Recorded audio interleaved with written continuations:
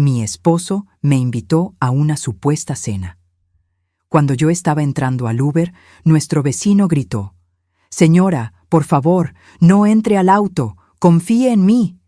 Fingí subir al coche, pero me escondí en la casa del vecino. 1 hora después, 10 patrullas cerraron la calle. Me alegra tenerte aquí. Sigue mi historia hasta el final y comenta desde qué ciudad me estás viendo. Así podré ver hasta dónde ha llegado mi historia. Mi nombre es Luz Estela y tengo 64 años.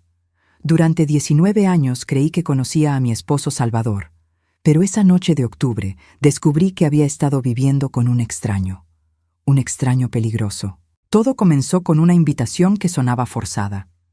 Salvador llegó a casa esa tarde con una sonrisa que no alcanzaba sus ojos, cargando flores marchitas que había comprado en la gasolinera.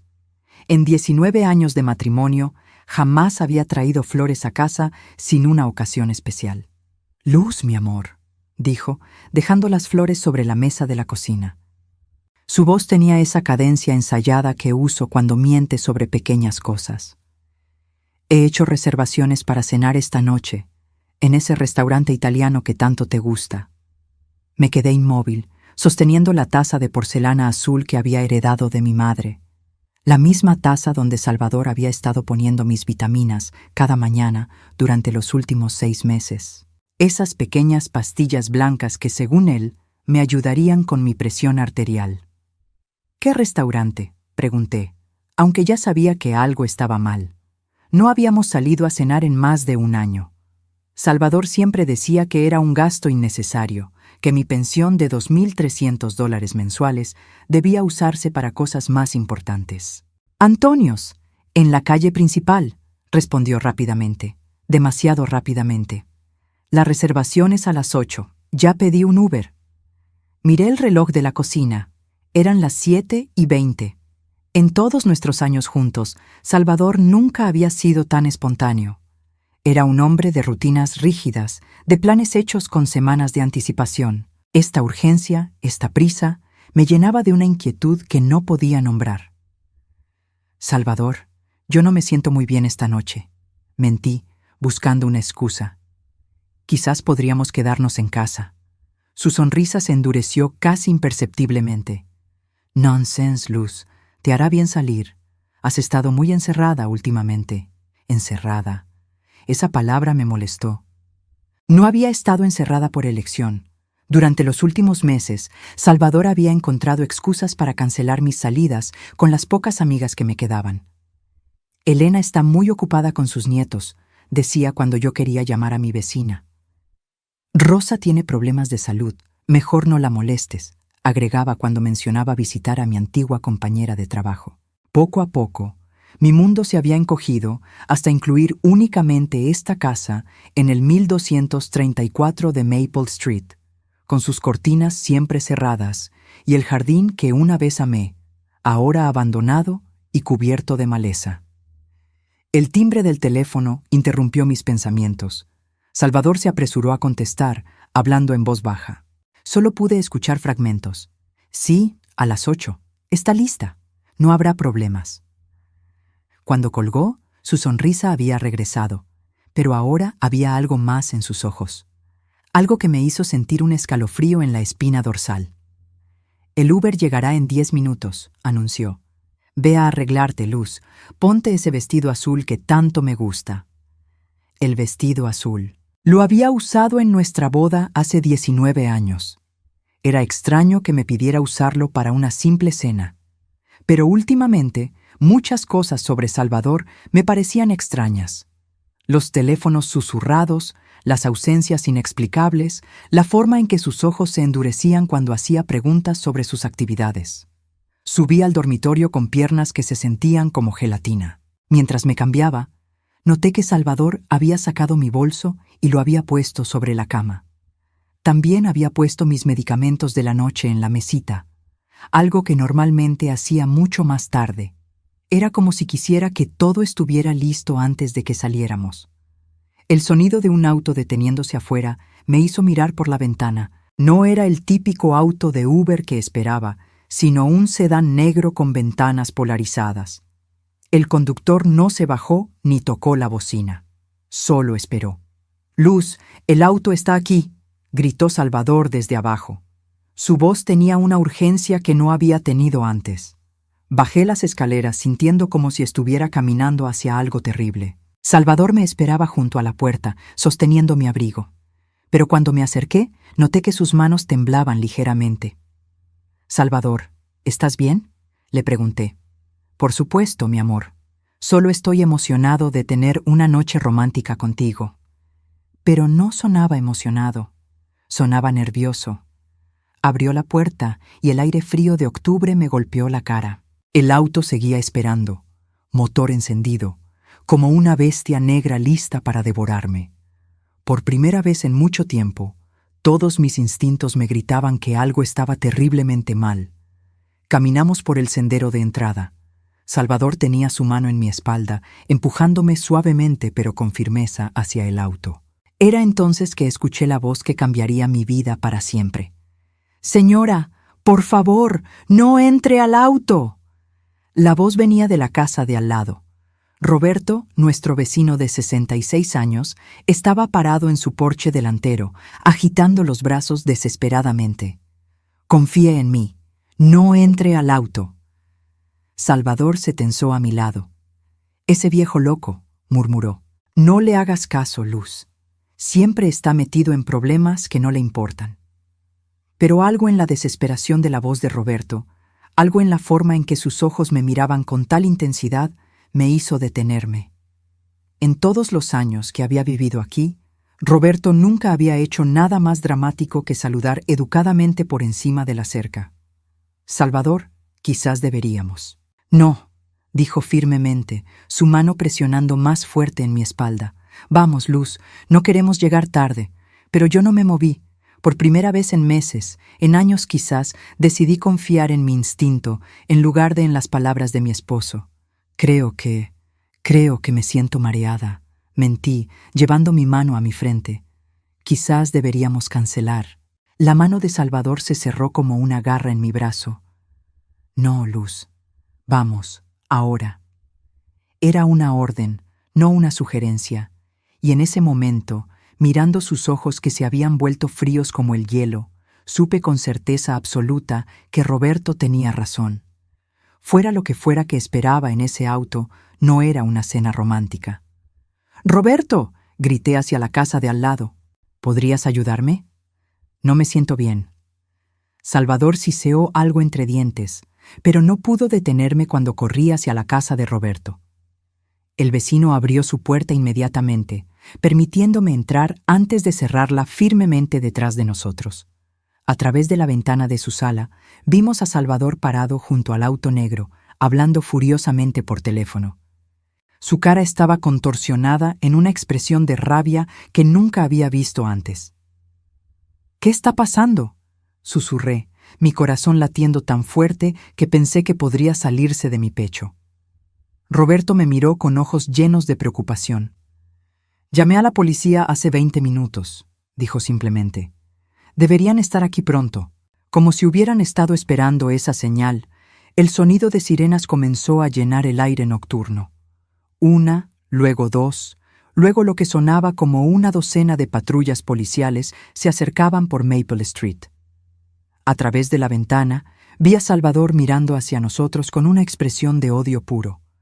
Ya no quedaba nada del hombre gentil que pensé conocer. En su lugar, había un extraño con ojos de depredador. El auto negro arrancó súbitamente, desapareciendo en la oscuridad justo cuando las primeras luces rojas y azules aparecieron al final de nuestra calle. 10 patrullas se detuvieron frente a nuestra casa. Oficiales armados salieron corriendo, rodeando a Salvador, que levantó las manos lentamente, su cara una máscara de derrota. Pero cuando uno de los policías le puso las esposas, Salvador giró su cabeza hacia la ventana donde yo estaba parada y gritó con una voz llena de veneno que helaba la sangre. «¡Tú arruinaste todo!». Pasé esa noche en la casa de Roberto, incapaz de procesar completamente lo que había presenciado. Cada vez que cerraba los ojos, veía la cara de Salvador contorsionada por la rabia. Escuchaba sus palabras. «Tú arruinaste todo». ¿Qué era lo que había arruinado? ¿Y por qué Roberto, un hombre que apenas conocía más allá de saludos corteses, había arriesgado su seguridad para salvar la mía? Roberto me preparó té de manzanilla en una taza sencilla de cerámica blanca, muy diferente a mi delicada porcelana azul. Sus manos, notaban llenas de callos por el trabajo de jardinería, temblaban ligeramente mientras vertía el agua caliente. «Señora Luz», dijo, sentándose en la silla frente a mí en su pequeña cocina. «Necesito contarle algunas cosas que he estado observando». Su sala era acogedora de una manera que mi casa no había sido en años. Tenía plantas verdes en las ventanas, fotografías familiares en las mesas y el aroma persistente de café fresco y pan casero. Me di cuenta de que había estado viviendo en una casa que se sentía más como una prisión. «Durante las últimas 6 semanas», continuó Roberto, «he visto cosas extrañas en su casa. Hombres que llegan tarde en la noche. Carros que se quedan estacionados en la calle por horas, solo observando. Sentí un escalofrío recorriendo mi espina dorsal. ¿Qué clase de hombres? No del tipo que uno querría conocer», dijo con cuidado. «Esta noche, cuando vi que Salvador la estaba llevando hacia ese auto, supe que tenía que hacer algo. El conductor no era un conductor de Uber normal, señora Luz. Era alguien que he visto antes, en mi trabajo anterior». «¿Su trabajo anterior?» Roberto suspiró profundamente. «Trabajé 30 años para el departamento de policía antes de jubilarme. Reconozco cierto tipo de personas, cierto tipo de situaciones. Lo que vi esta noche era un secuestro, señora Luz, o algo peor». Las palabras me golpearon como un balde de agua helada. ¿Secuestro? ¿Salvador, mi esposo de 19 años, había planeado secuestrarme? Pero eso no tiene sentido, susurré. Somos casados. ¿Por qué él querría? Roberto me miró con ojos llenos de una compasión que me hizo querer llorar. ¿Cuándo fue la última vez que habló con sus amigas, señora Luz? ¿Con su familia? La pregunta me pegó como una bofetada. Pensé en Elena, mi vecina de enfrente que solía visitarme cada martes para tomar café. Salvador había comenzado a decir que Elena estaba muy ocupada, que no debería molestarla. Pensé en Rosa, mi antigua compañera de trabajo, que solía llamarme cada semana hasta que Salvador comenzó a contestar el teléfono y decir que yo estaba durmiendo, que estaba enferma, que no era un buen momento. Ha sido un tiempo, admití, mi voz apenas un susurro. ¿Y cuándo comenzó a tomar esas pastillas que él le daba cada mañana? Mi corazón se detuvo. ¿Cómo sabe usted sobre? Porque he estado observando, señora Luz, y porque reconozco el comportamiento de alguien que está siendo drogado sistemáticamente. La habitación comenzó a dar vueltas a mi alrededor. Las pastillas blancas, las vitaminas que Salvador insistía que necesitaba para mi presión arterial. La forma en que me había estado sintiendo últimamente. Confusa, somnolienta, desconectada del mundo. Él me dijo que eran para mi salud, susurré. ¿Alguna vez vio la botella? ¿El nombre del medicamento? Sacudí mi cabeza. Salvador siempre las traía en sus manos, ya separadas, con un vaso de agua. Decía que era más fácil así, que no tenía que preocuparme por recordar las dosis. Roberto se inclinó hacia adelante. «Señora Luz, necesito preguntarle algo muy importante. ¿Tiene usted dinero? ¿Propiedades? ¿Algo por lo que alguien podría querer lastimarla?» La pregunta me sorprendió. «Bueno, sí. Tengo mi pensión de $2,300 al mes y la pensión de viudez de mi primer esposo, $800 mensuales. También tengo algo de dinero ahorrado, alrededor de $80,000. Y esta casa está pagada completamente, vale alrededor de $300,000. Roberto asintió gravemente. ¿Salvador tiene acceso a sus cuentas bancarias? Él maneja todas las finanzas, respondí automáticamente.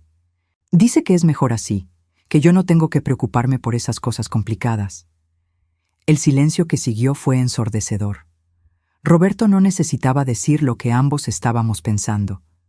Durante todos estos años, Salvador no había estado protegiéndome de las preocupaciones financieras. Me había estado aislando de mi propio dinero. El sonido del timbre nos interrumpió. Roberto se levantó cuidadosamente y miró por la ventana de la sala. «Es la policía», dijo. «El detective a cargo del caso quiere hablar con usted». Detective Martínez era un hombre de mediana edad, con ojos bondadosos y una manera de hablar que me tranquilizó inmediatamente. Se sentó en la mesa de Roberto con una libreta y una grabadora pequeña. «Señora Luz, lamento mucho lo que ha pasado esta noche», comenzó. «Pero necesito que me cuente todo lo que recuerde sobre el comportamiento de su esposo en las últimas semanas y meses». Así que le conté. Le conté sobre las pastillas, sobre el aislamiento gradual de mis amigos, sobre los teléfonos susurrados que Salvador pensaba que yo no escuchaba. Le conté sobre el dinero que él controlaba, sobre las excusas constantes para mantenerme en casa. «¿Alguna vez mencionó a una hija llamada Carmen?», preguntó el detective, consultando sus notas. Me quedé helada. «Sí, Carmen. Dice que es su hija de un matrimonio anterior. Vive en Florida. La he hablado por teléfono varias veces, pero nunca la he conocido en persona». Detective Martínez intercambió una mirada significativa con Roberto. «¿Cuándo fue la última vez que habló con Carmen?» «La semana pasada. Llamó para preguntarme cómo estaba. Siempre es muy interesada en mi salud, en mis finanzas. Dice que se preocupa por mí». «¿Y qué tipo de preguntas hace sobre sus finanzas?», pensé cuidadosamente. «Pregunta sobre mis ahorros, sobre si tengo suficiente dinero para emergencias médicas. Una vez sugirió que sería buena idea hacer un testamento, por si algo me pasara». El detective escribió algo en su libreta. «Señora Luz, hay algo más que necesita saber. Cuando arrestamos a Salvador esta noche, tenía un teléfono con él. En ese teléfono encontramos mensajes muy perturbadores. Mi corazón comenzó a latir más rápido. ¿Qué clase de mensajes? Mensajes entre él y Carmen, mensajes donde discutían, planes para usted». Roberto se acercó y puso su mano gentilmente en mi hombro. «Señora Luz, ¿está lista para escuchar esto?». Asentí, aunque no estaba segura de que fuera verdad. Detective Martínez miró sus notas. «Los mensajes sugieren que Salvador y Carmen han estado planeando algo durante meses, algo que involucra su desaparición y el acceso a su dinero». Las palabras flotaron en el aire como humo tóxico. «Mi esposo y su hija habían estado planeando hacerme desaparecer. Pero hay más», continuó el detective. «Encontramos algo más en el teléfono de Salvador. Un contacto para un investigador privado, alguien que había estado investigando los antecedentes de Salvador». «¿Quién contrató al investigador?». Detective Martínez me miró directamente a los ojos. «Su primer esposo, señora Luz. Antes de morir, él contrató a alguien para investigar a Salvador. Parece que tenía sospechas. El mundo se detuvo a mi alrededor. Mi querido primer esposo, Eduardo, quien había muerto de un ataque al corazón hace 6 años, había estado tratando de protegerme desde la tumba. El investigador nunca pudo contactarla», explicó el detective, «pero siguió investigando por su cuenta. Lo que encontró, no estamos seguros de que esté lista para escucharlo». Roberto apretó mi hombro con más fuerza. «Señora Luz, Salvador no es quien dice ser, y Carmen definitivamente no es su hija». La sala de Roberto comenzó a girar lentamente. 19 años de mi vida habían sido una mentira. Pero más que eso, habían sido 19 años de un plan cuidadosamente orquestado para separarme de todo lo que importaba, para aislarme, para controlarme. Y esta noche, finalmente, habían estado listos para ejecutar el paso final de ese plan. Detective Martínez cerró su libreta. «Señora Luz, mañana necesitaremos que venga a la estación para hacer una declaración formal. Pero por ahora, ¿tiene algún lugar seguro donde quedarse?».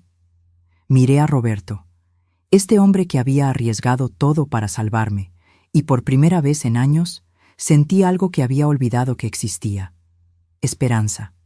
Pero también sentí algo más oscuro y más peligroso creciendo en mi pecho.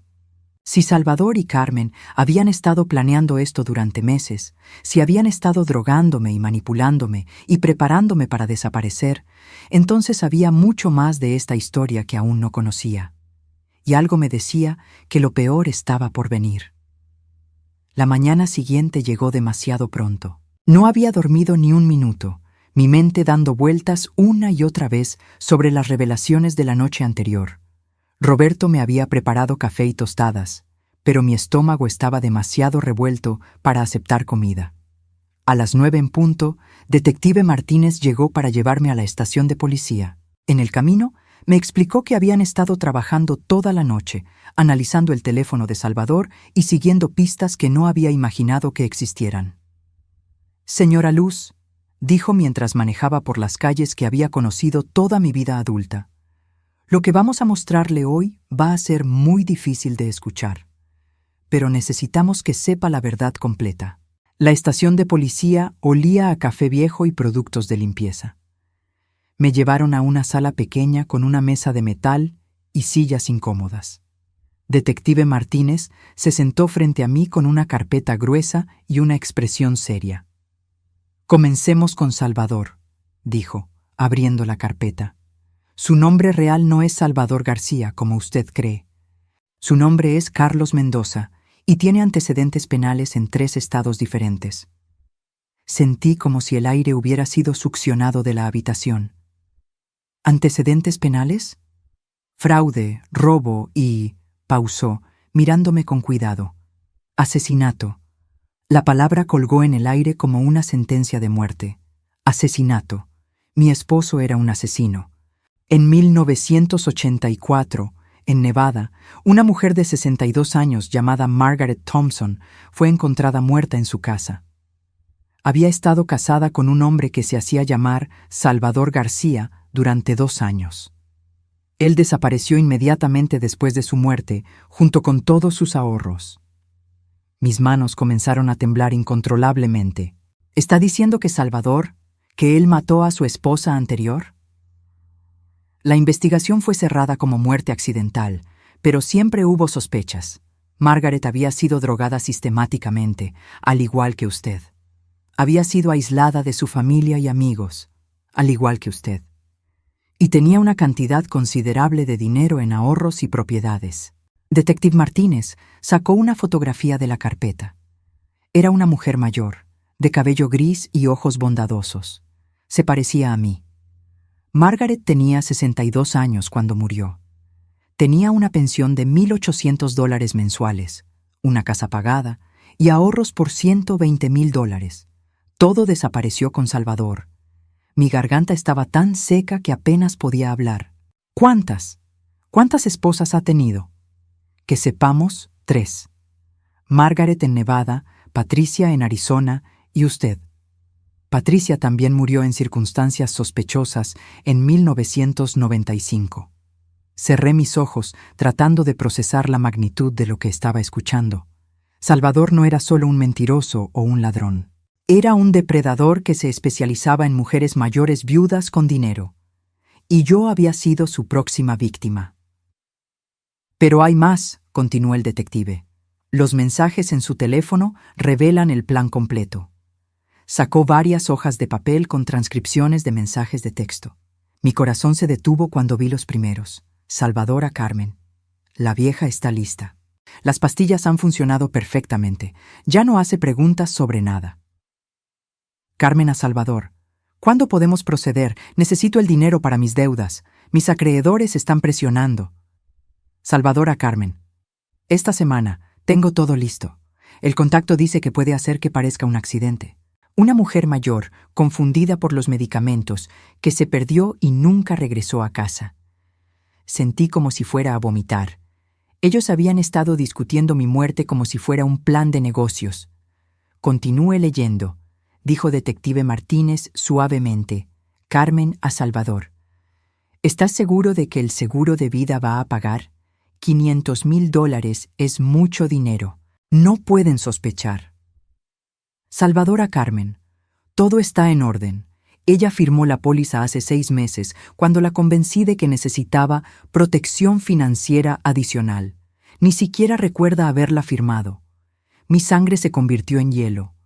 Recordaba vagamente a Salvador mencionando algo sobre un seguro de vida, pero había estado tan confundida por las pastillas que no había prestado atención a los detalles. ¿Firmé una póliza de seguro de vida por $500,000? Pregunté. Mi voz apenas un susurro. Detective Martínez asintió. Encontramos los documentos en la casa de Salvador. Usted es la asegurada. Él es el beneficiario. Fue firmada hace exactamente 6 meses y 2 días. El mismo tiempo que había comenzado a tomar las vitaminas misteriosas. Pero espere, dije, tratando de entender. ¿Quién es Carmen realmente? Si Salvador no es su verdadero nombre, ¿entonces ella no puede ser su hija? Detective Martínez intercambió una mirada con otro oficial que había entrado a la sala. Carmen Rivera es una estafadora profesional que ha trabajado con Carlos, con Salvador, durante más de 10 años. Se especializa en ganarse la confianza de las víctimas haciéndose pasar por familiares preocupados. Recordé todas las conversaciones telefónicas que había tenido con Carmen durante los años. Su preocupación por mi salud, sus preguntas sobre mi dinero, sus sugerencias sobre hacer un testamento. Todo había sido parte del plan. Carmen tiene un historial de este tipo de estafas, continuó el detective. Ella se hace pasar por la hija, ganándose la confianza de la víctima, mientras Salvador trabaja desde adentro como el esposo manipulador. Es un equipo muy efectivo. ¿Cuánto tiempo llevaban planeando esto? Según los mensajes, desde antes de que Salvador se casara con usted. Él la había estado observando, estudiando. Sabía sobre su primer matrimonio, sobre la muerte de Eduardo, sobre su situación financiera. Sentí como si mi mundo entero se hubiera desmoronado.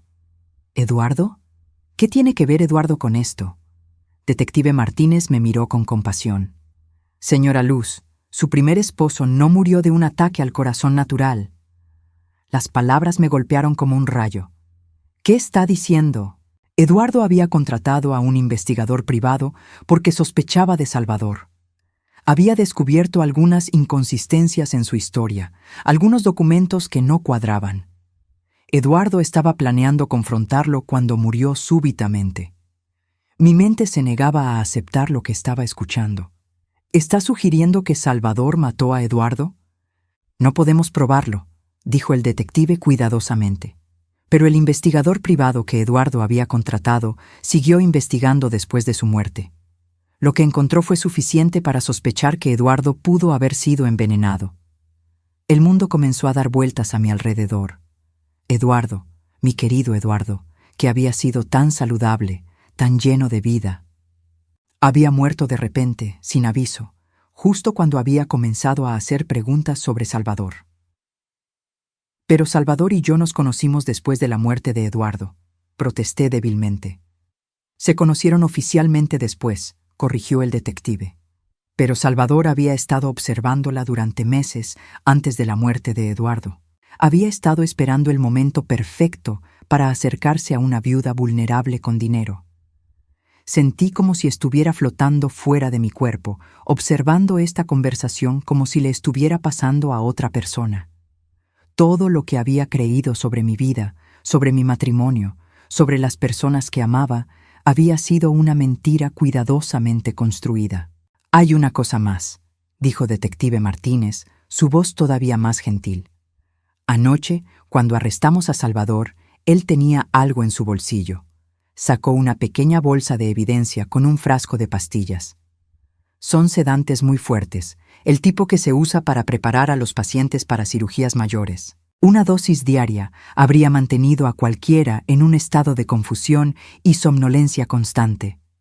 Miré el frasco, esas pequeñas pastillas blancas que había estado tomando religiosamente cada mañana, creyendo que eran para mi salud.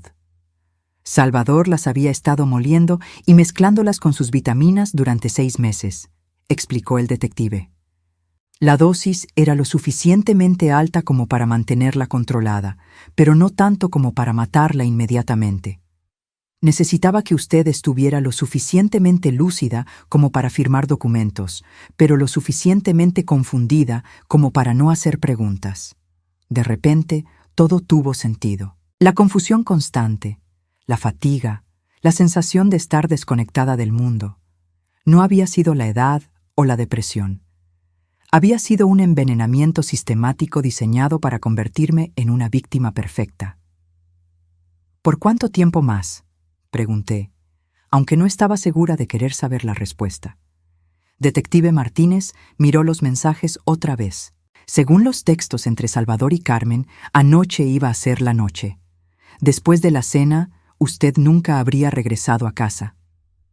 Mi respiración se volvió superficial. Roberto había salvado mi vida por minutos, tal vez segundos. Pero Salvador cometió un error, continuó el detective. Se volvió demasiado confiado, demasiado descuidado. Roberto lo había estado observando, y cuando vio el auto y reconoció al conductor, supo exactamente lo que estaba pasando. ¿Roberto conocía al conductor? Roberto arrestó a ese hombre hace 5 años por secuestro. Cuando lo vio esperando frente a su casa, supo que algo terrible estaba a punto de suceder. Sentí una gratitud tan abrumadora hacia Roberto que casi me hizo llorar.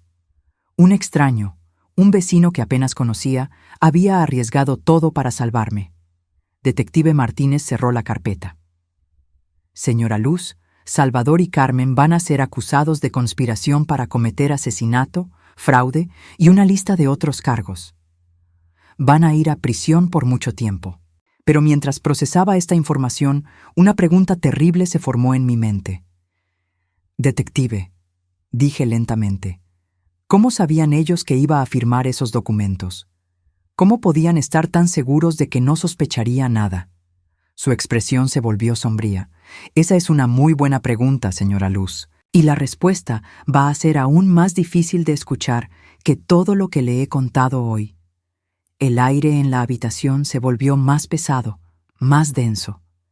Por primera vez desde que había comenzado esta pesadilla, tuve la sensación de que aún había secretos más oscuros esperando ser revelados. Y tenía razón. Detective Martínez salió de la sala por unos minutos, dejándome sola con mis pensamientos fragmentados.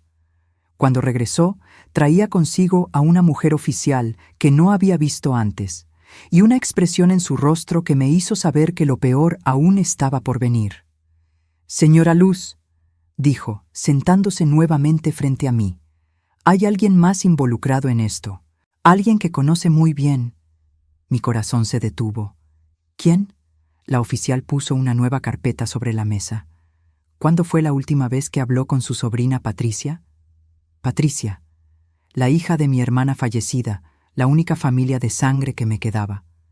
Patricia, que vivía en Miami y que me llamaba cada 2 semanas para verificar cómo estaba. Patricia, que siempre parecía saber exactamente cuándo necesitaba hablar con alguien». «Habló conmigo hace 3 días», respondí confusamente.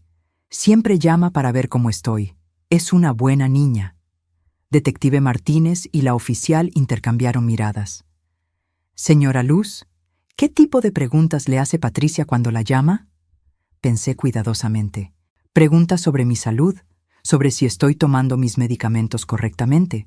A veces pregunta sobre mis finanzas, si necesito ayuda con algo. Dice que se preocupa porque vivo sola con Salvador. ¿Alguna vez le ha dado información específica sobre sus cuentas bancarias, sus ahorros o sus planes? Una sensación fría comenzó a crecer en mi estómago. Bueno, sí, ella es mi única familia. Le cuento sobre mis preocupaciones financieras, sobre los gastos médicos que Salvador dice que tendré que pagar. La oficial abrió la carpeta y sacó más transcripciones de mensajes de texto. «Señora Luz, encontramos estos mensajes en el teléfono de Carmen». Comencé a leer y mi mundo se desplomó por completa. Carmen a Patricia. La tía está lista. Salvador ha hecho un buen trabajo manteniéndola confundida. Patricia a Carmen. ¿Estás segura? En el teléfono suena normal. Carmen a Patricia. Confía en mí. Las pastillas funcionan. Está completamente bajo control. ¿Tienes la información de sus cuentas? Patricia a Carmen. Cuenta principal. Banco Nacional. $80,000. Pensión se deposita en cuenta corriente cada mes. Casa está a su nombre únicamente. Las palabras se difuminaron frente a mis ojos. Patricia, la hija de mi hermana querida, la niña que había ayudado a criar después de que su madre muriera, había estado trabajando con Salvador y Carmen todo este tiempo. «No», susurré. «Esto no puede ser verdad». Detective Martínez me miró con compasión. «Hay más, señora Luz». Continuó leyendo. «Salvador a Patricia. Necesito que mantengas a la vieja tranquila. Si sospecha algo, todo se arruina. Patricia a Salvador. No te preocupes, confía completamente en mí. Siempre lo ha hecho. Cuando era niña, siempre creía todo lo que le decía. Recordé a Patricia de niña, después de la muerte de su madre. Había sido una niña difícil, mentirosa, manipuladora. Pero pensé que había crecido, que había cambiado. Había estado enviándole dinero durante años cuando decía que tenía emergencias. $500 aquí, $1000 allá. Dinero que nunca me devolvió, pero que nunca pedí de vuelta porque era familia. ¿Cuánto tiempo lleva Patricia trabajando con ellos?, pregunté, mi voz quebrada. Según los mensajes, desde el principio. Ella fue quien le dio a Salvador toda la información sobre usted cuando él estaba planeando acercarse después de la muerte de Eduardo. La oficial sacó otro documento. Patricia le proporcionó a Salvador su rutina diaria, los nombres de sus amigos, información sobre su estado emocional después de convertirse en viuda. Ella le dio un manual completo sobre cómo manipularla. Sentí como si me estuvieran apuñalando en el corazón una y otra vez. Pero ella es familia. Es la única familia que me queda. —¿Chin? Señora Luz —dijo Detective Martínez gentilmente—, Patricia tiene deudas de juego muy grandes. Debe más de $200,000 a algunas personas muy peligrosas en Miami. Salvador le prometió una parte de su herencia si cooperaba con el plan. Todo comenzaba a tener sentido de una manera horrible y retorcida. Las llamadas regulares de Patricia, siempre preguntando sobre mi salud y mis finanzas. Sus emergencias constantes que requerían dinero. La forma en que siempre parecía saber exactamente cuándo llamar, cuando estaba más vulnerable o confundida. ¿Cuánto dinero le he dado a Patricia durante los años?, pregunté. Detective Martínez consultó sus notas. Según los registros bancarios que hemos revisado, aproximadamente $25,000 en los últimos 5 años. $25,000. Dinero que había enviado por amor familiar, dinero que había sacado de mis ahorros para ayudar a la única familia que pensé que me quedaba. Y todo había sido parte del plan para robarme todo. Hay algo más, continuó la oficial. Patricia sabía sobre las pastillas. Sacó otro mensaje. Carmen a Patricia. Salvador está preocupado de que la dosis no sea suficiente. La vieja todavía hace demasiadas preguntas. Patricia a Carmen. Dile que aumente la dosis gradualmente.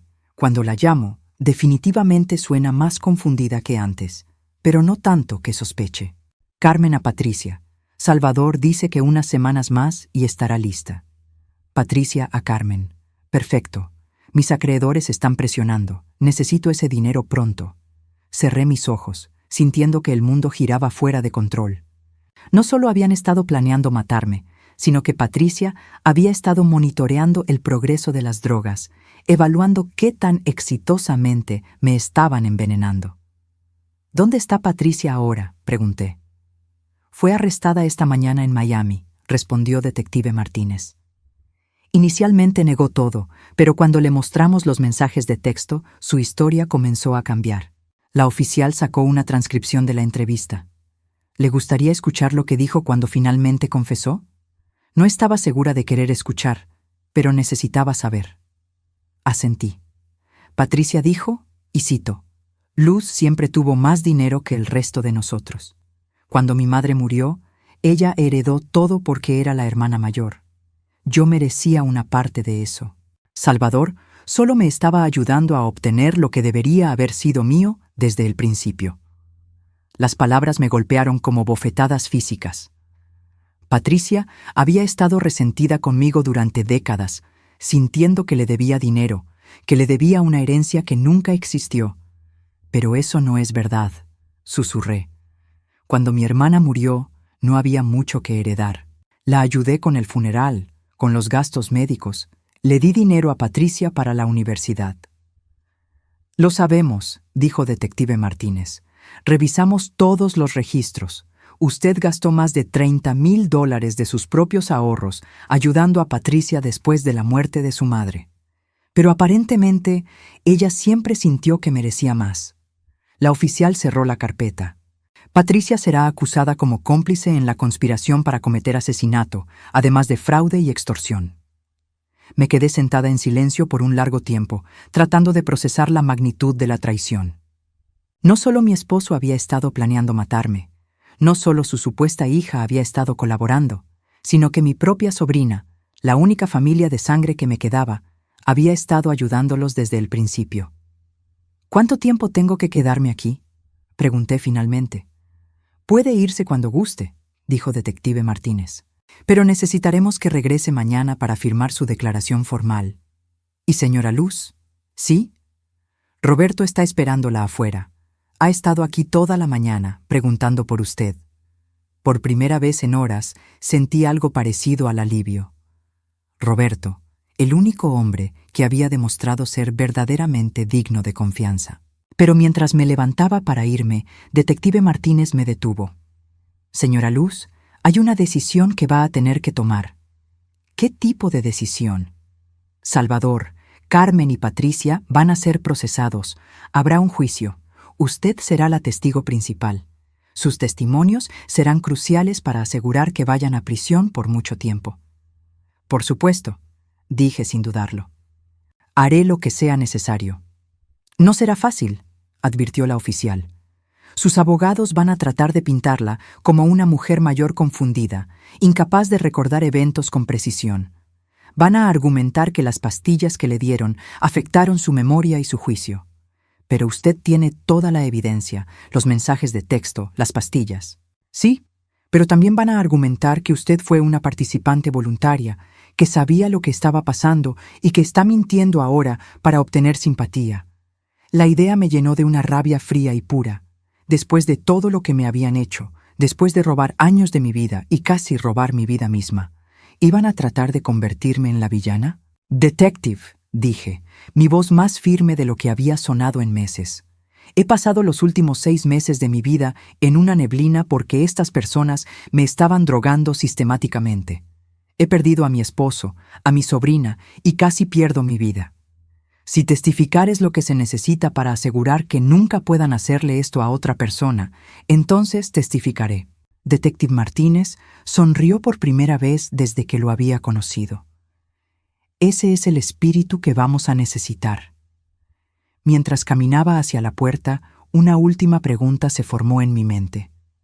Detective, ¿qué habría pasado si Roberto no hubiera gritado esa noche? ¿Si hubiera entrado a ese auto? Su expresión se volvió sombría. Según los planes que encontramos, usted habría desaparecido esa misma noche. En unas semanas, Salvador habría reportado su desaparición como una mujer mayor confundida que se perdió. Eventualmente, después de una búsqueda apropiada, habría sido declarada muerta. Salvador habría cobrado el seguro de vida, vendido la casa y desaparecido con todo su dinero. ¿Y Patricia? Habría recibido su parte del dinero y habría pagado sus deudas. Todos habrían seguido con sus vidas como si usted nunca hubiera existido.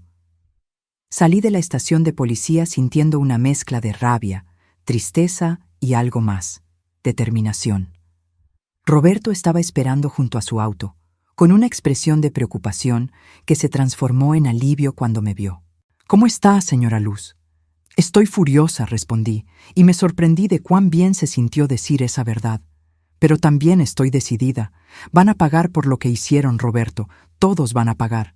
Y por primera vez en meses, tal vez en años, sentí que tenía control sobre mi propia vida. Pero el juicio aún estaba por venir, y tenía la sensación de que la verdadera batalla apenas había comenzado. Las siguientes 3 semanas fueron un remolino de abogados, deposiciones y preparaciones para el juicio. Me mudé temporalmente a la casa de huéspedes de Roberto, mientras mi propia casa era procesada como escena del crimen. Cada habitación había sido examinada, cada superficie analizada en busca de evidencia de la conspiración que había estado desarrollándose bajo mi propio techo. Durante esos días, algo extraordinario comenzó a suceder. Sin las pastillas de Salvador nublando mi mente, comencé a recordar cosas. Detalles que había olvidado, conversaciones que había descartado como sin importancia, momentos que ahora cobraban un significado completamente diferente. La abogada de la fiscalía, Margaret Chen, venía a visitarme cada 2 días para repasar mi testimonio. Era una mujer de unos 40 años, con una manera directa de hablar que me tranquilizaba.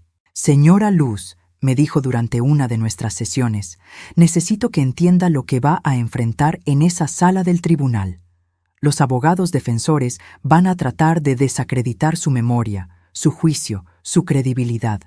Van a pintarla como una mujer mayor confundida que está inventando historias para obtener atención». «Pero usted tiene toda la evidencia», respondí. «Los mensajes de texto, las pastillas, los documentos falsificados. Sí, tenemos evidencia sólida. Pero también necesitamos que su testimonio sea claro, consistente y poderoso. Usted es la víctima que sobrevivió, señora Luz. Su voz es la que va a condenar a estas personas». Esa noche, mientras Roberto y yo cenábamos en su acogedora cocina, le conté sobre mis conversaciones con la abogada. «¿Tiene miedo del juicio?», me preguntó, sirviendo más café. «Tengo miedo», admití. «Pero también tengo algo más. Tengo rabia, y esa rabia me está dando una fuerza que no sabía que tenía». Roberto asintió comprensivamente. «En mis años como policía, vi muchos casos como el suyo. Las víctimas que encontraban su fuerza, que se negaban a ser silenciadas, eran las que obtenían justicia». «Roberto», dije, mirándolo directamente a los ojos, «¿por qué me ayudó? Éramos prácticamente extraños». Se quedó callado por un momento, girando su taza de café entre sus manos. «Mi esposa, María, murió hace 5 años. Los últimos meses, antes de su muerte, comenzó a actuar de manera extraña. Confundida, olvidadiza. Los doctores dijeron que era demencia temprana. ¿Pero usted no lo creía?». Algo no me parecía correcto. Pero era su enfermera privada, una mujer que habíamos contratado para ayudar con su cuidado, quien insistía en que era normal. María murió antes de que pudiera investigar más profundamente. Sentí un escalofrío recorrer mi espina dorsal. ¿Piensa que su esposa fue? Nunca pude probarlo. Pero cuando vi lo que estaba pasando con usted, cuando reconocí los mismos patrones, no iba a quedarme callado otra vez. Ambos nos quedamos en silencio por un momento, unidos por una comprensión dolorosa de cómo los depredadores se aprovechan de los más vulnerables.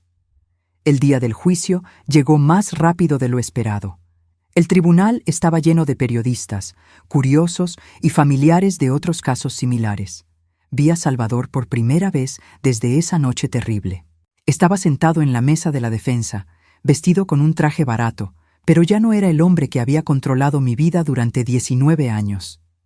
Sin su fachada de esposo cariñoso, se veía como lo que realmente era: un hombre mayor, calculador y peligroso. Carmen estaba sentada junto a él, vestida de manera conservadora, tratando de parecer una hija preocupada.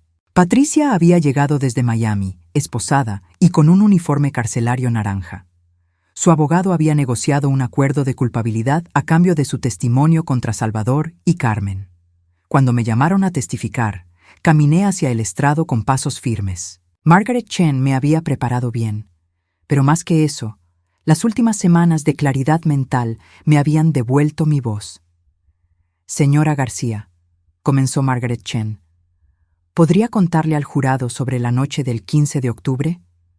Conté mi historia, cada detalle, cada momento de terror, cada revelación devastadora. Hablé sobre las pastillas, sobre el aislamiento, sobre los planes para asesinarme. Hablé sobre la traición de Patricia, sobre los años de manipulación. Cuando llegó el turno del abogado defensor para interrogarme, estaba listo. «Señora García», comenzó con una sonrisa condescendiente, ¿no es verdad que usted ha estado tomando medicamentos para la presión arterial que pueden causar confusión y pérdida de memoria? «Sí», respondí calmadamente. «Salvador me dio pastillas que me dijeron que eran para mi presión arterial. Ahora sé que eran sedantes diseñados para mantenerme controlada».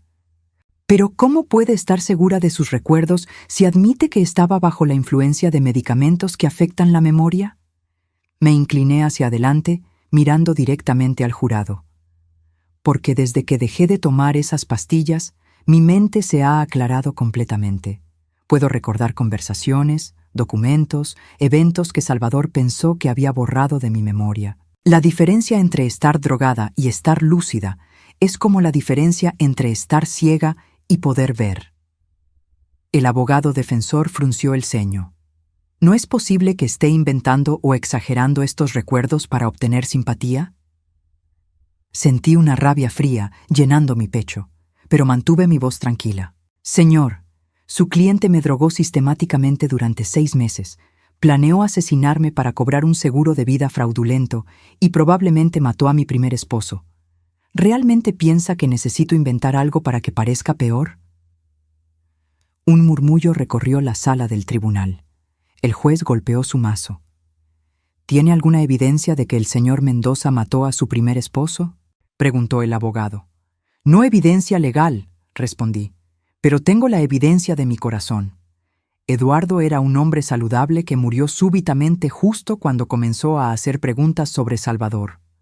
Ahora sé que Salvador tiene un historial de esposas que mueren en circunstancias convenientes. Margaret Chen se levantó. Objeción, su señoría. La testigo está compartiendo información que está fuera del alcance de este caso. Sostenida, dijo el juez. El jurado ignorará el último comentario. Pero yo sabía que el mensaje había sido entregado. El momento más difícil llegó cuando Patricia fue llamada a testificar. Bajo su acuerdo de culpabilidad, estaba obligada a decir la verdad sobre su participación en la conspiración. Vestida con su uniforme carcelario, Patricia evitó mis ojos mientras Margaret Chen la interrogaba. Señorita Rivera, dijo Margaret Chen, ¿podría explicar al jurado su relación con la víctima Luz García? Es mi tía, murmuró Patricia, la hermana de mi madre fallecida. ¿Y cómo llegó a estar involucrada en la conspiración para defraudar y potencialmente asesinar a su tía? Patricia finalmente me miró, y por un momento vi a la niña que una vez había amado. Pero esa niña había crecido para convertirse en una mujer que había estado dispuesta a vender la vida de su propia familia. Salvador me contactó hace 5 años, dijo, su voz apenas audible. Sabía que yo tenía deudas, problemas financieros. Me ofreció dinero a cambio de información sobre Luz. ¿Qué tipo de información? Sus rutinas, sus finanzas, sus puntos débiles emocionales. Cualquier cosa que pudiera ayudar a Salvador a manipularla. ¿Y usted proporcionó esta información? Sí. ¿Y por dinero? Al principio sí. Salvador me pagaba $500 por cada informe detallado. Pero después, cuando las deudas empeoraron, me prometió una parte mucho más grande cuando el plan se completara. Margaret Chen caminó hacia el estrado. ¿Sabía usted que Salvador planeaba asesinar a su tía? Patricia finalmente comenzó a llorar. No al principio.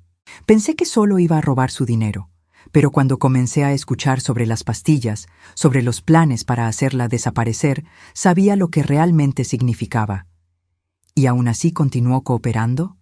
Sí, susurró. Dios me perdone, sí. ¿Por qué? Patricia me miró directamente a los ojos por primera vez. Porque tenía $200,000 de deudas y personas muy peligrosas que querían matarme si no pagaba. Elegí mi vida sobre la suya. El silencio en la sala del tribunal era ensordecedor. Incluso los periodistas habían dejado de tomar notas. ¿Tiene algo que decirle a su tía ahora?, preguntó Margaret Chen. Patricia sollozó. Lo siento, tía Luz. Sé que nunca podrás perdonarme. Sé que no merezco perdón. Pero quiero que sepas que cada día en prisión voy a recordar que traicioné a la única persona que realmente me amó. No sentí compasión. No sentí tristeza.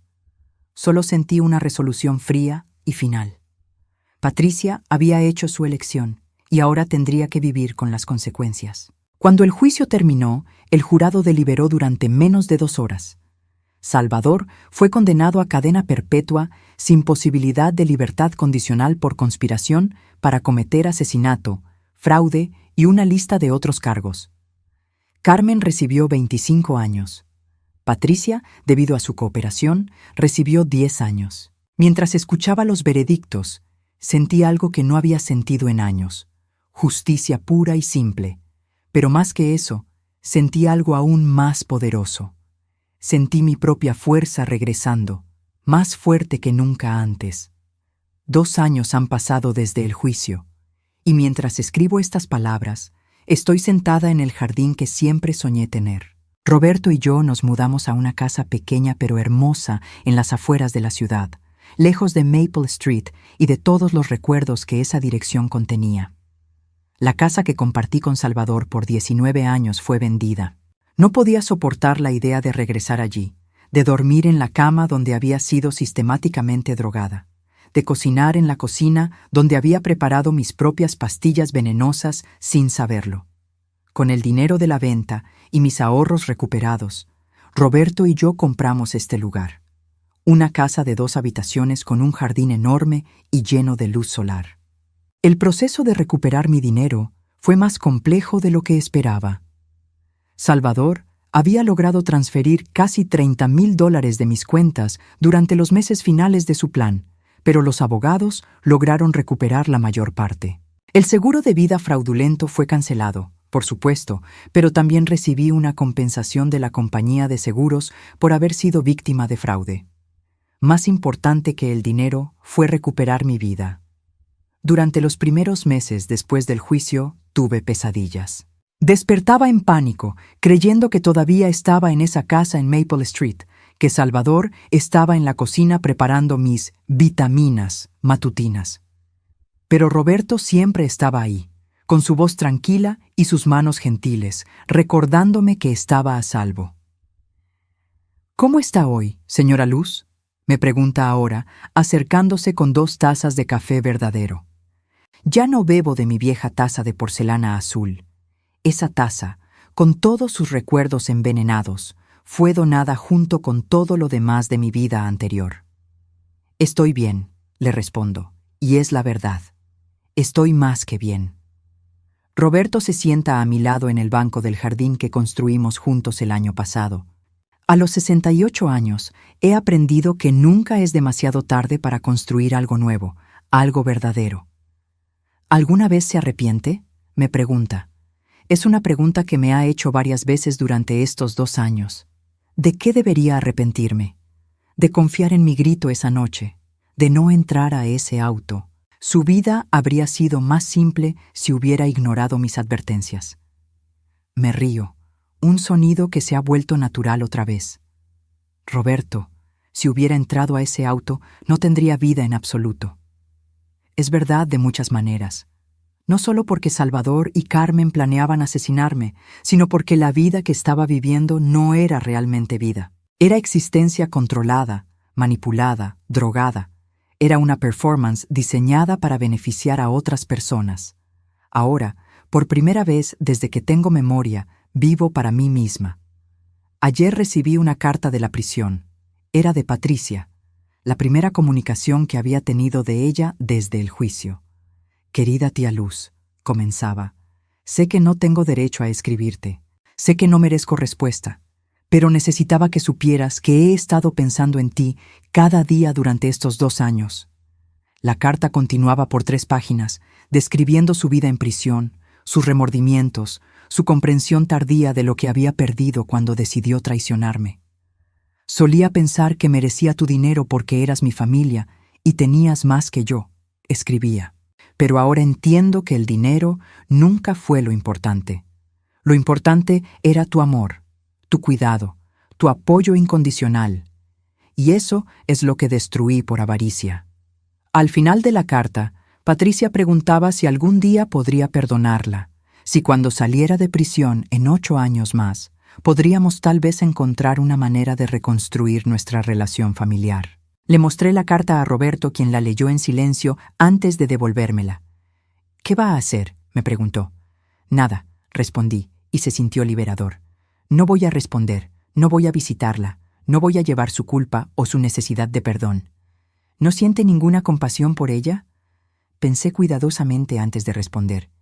Siento compasión por la niña que era, pero la mujer en que se convirtió hizo decisiones que casi me cuestan la vida. El perdón no es algo que se debe automáticamente por ser familia. Es algo que se gana a través de acciones genuinas y cambios reales. Roberto asintió. ¿Y si realmente ha cambiado? Entonces será un cambio que hará por ella misma, no por mí. Mi trabajo no es ser la fuente de su redención.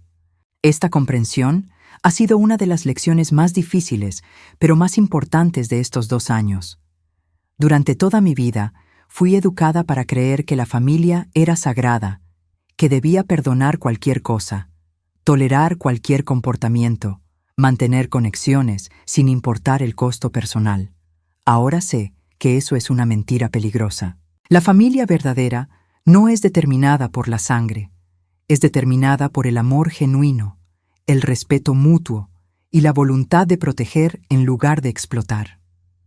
Roberto es más familia para mí ahora que Patricia jamás fue.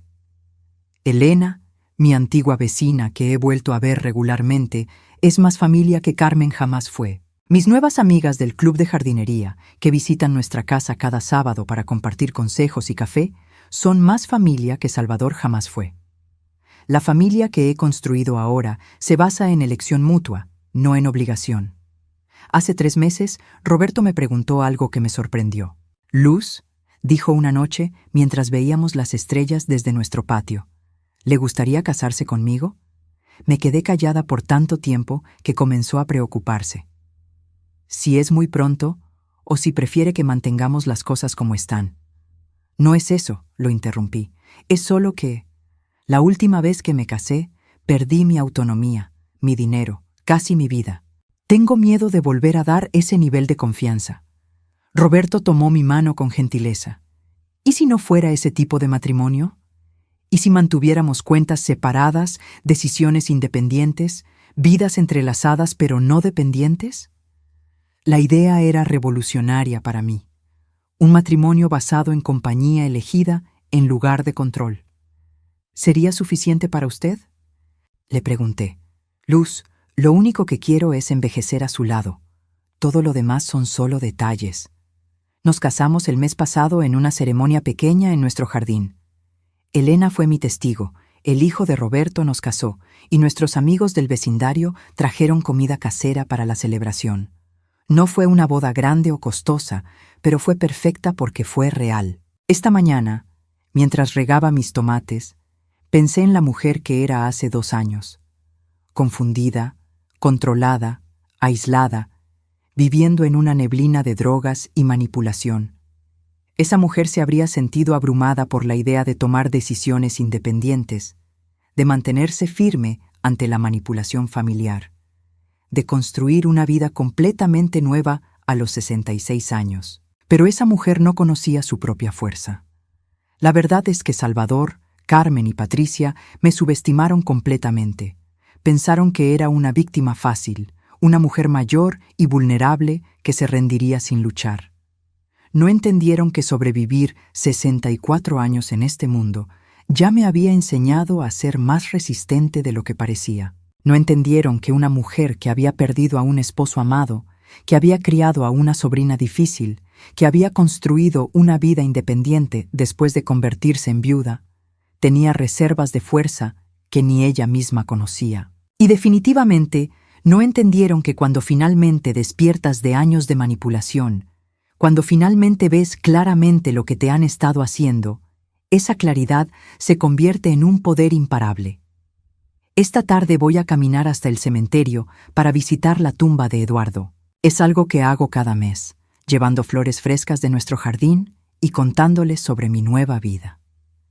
«Eduardo», le diré, como siempre hago, «intentaste protegerme y no pudiste. Pero tu investigación, tu preocupación, tu amor duradero me salvó al final. Gracias por no rendirte, incluso después de la muerte. Luego caminaré a casa, donde Roberto estará esperando con la cena preparada y historias sobre su día trabajando en el jardín comunitario que ayuda a mantener. Cenaremos mientras el sol se pone. Planificaremos nuestro viaje a Colorado el próximo mes para ver los colores del otoño y nos iremos a la cama sabiendo que estamos seguros, valorados y completamente libres. Antes de dormir, como hago cada noche, pensaré en la noche que cambió mi vida. La noche que Roberto gritó desde su porche, la noche que decidí confiar en un extraño en lugar de en mi esposo, la noche que elegí mi instinto sobre mi obediencia. Esa decisión, ese momento de valor, me devolvió mi vida. Y cada día que vivo esta nueva vida, libre y auténtica, es mi venganza silenciosa contra todos los que pensaron que podían destruirme. No necesitaba exponerlos públicamente para obtener satisfacción. No necesitaba arruinar sus reputaciones para sentir justicia. Solo necesitaba sobrevivir, prosperar y construir algo mejor de lo que trataron de quitarme. Esa es la venganza más dulce de todas, una vida bien vivida, libre de sus cadenas. A los 66 años, finalmente sé lo que significa estar verdaderamente viva, y eso nadie podrá quitármelo nunca.